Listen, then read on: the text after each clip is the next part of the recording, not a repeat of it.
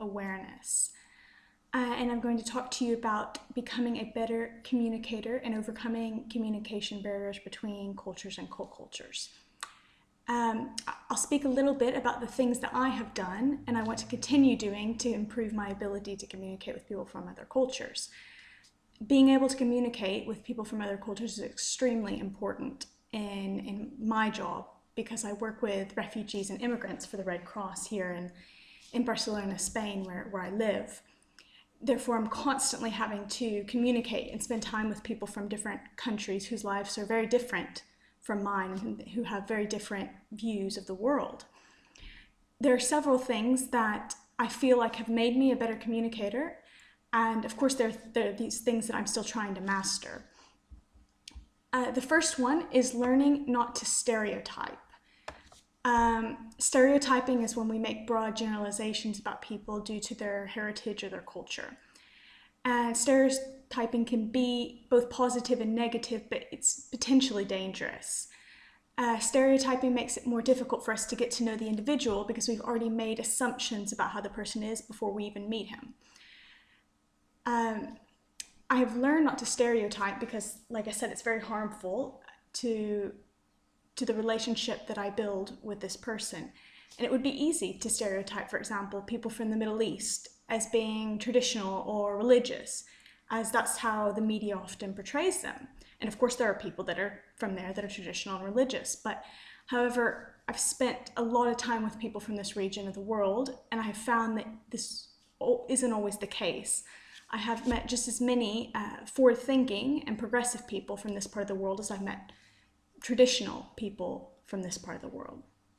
So it's very important not to stereotype a person and to get to know that person individually. Another important thing is to educate yourself on cultural differences. It's very important when you interact with people from other cultures to be aware of some of the customs that they have and to respect them. It's very important to do this because it makes the person that you're working with feel more comfortable with the person that you're communicating with.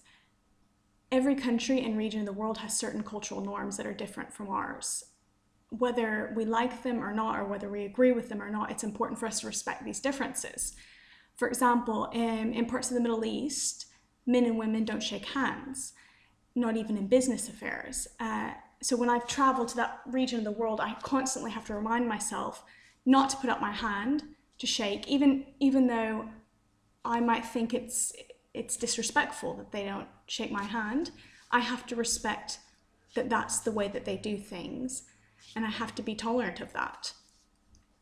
Also, in many parts of the world, it's custom to always bring a gift when you visit a person's house, unless they're a close friend or relative.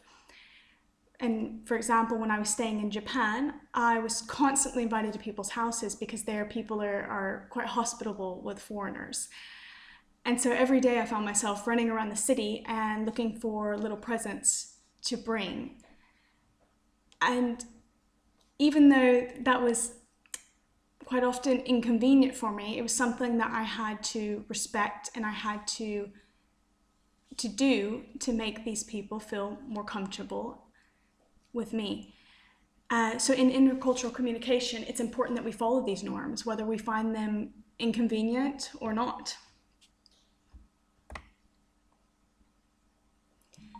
And language is the last step that has been important for me in bettering intercultural communication. And this is the step that our book really focuses on, the use of language. It's important when we speak with people from other cultures to speak clearly and correctly, especially if the language you're speaking is not the native language of that person. We need to be careful when using expressions or euphemisms. And also we don't want to use any words that could trigger negative responses or could offend the person that we're speaking to. For example, when I was living in Vietnam, I was teaching English classes for adults, and there were many things that I couldn't speak about even if I wanted to. It was important not to bring up the Vietnam War, for example, or to speak about government affairs or differences between capitalism and communism. Whether or not I agreed with how these people thought wasn't important. I had to be respectful, and I had to not speak about any of these sensitive issues. It's important to avoid any words that might offend people regarding their political or religious or worldviews.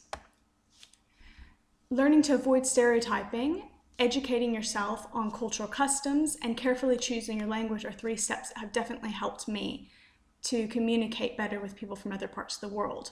I think when we follow these steps or similar steps, we find that we are more open and accepting towards others and actually able to better relate to all people, regardless of where they're from. Thank you very much.